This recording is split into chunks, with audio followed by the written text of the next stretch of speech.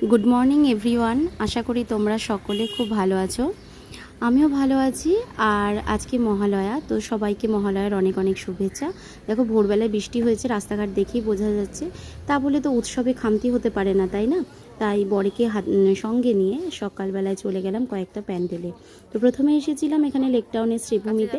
তো এখানে ভেতরে এখনও মায়ের মুখ ওপেন করেনি, তাই আমরা ভেতরে যেতে পারলাম না, কেউই যেতে পারছিল না, শুধু প্যান্ডেলটা দেখে চলে এলাম। এরপর এলাম হচ্ছে দমদম পার্কের ভারত চক্র। তো সেখানে খুব সুন্দর প্যান্ডেল করেছে। এখানে থিম হচ্ছে জামদানি, মানে বাংলার তাঁত। তো সেখানে জামদানি কাপড় কেটে বা সেই ডিজাইনে করেছে, দারুণ লাগলো প্যান্ডেলটা। আর আমরা হচ্ছে একটু লুকিয়ে ছুপিয়ে ভেতর থেকে মাকেও দর্শন করে নিলাম, কারণ ঢুকতে দিচ্ছিল না গো। এইটুকু না করলে চলে না পুজোর দিনে।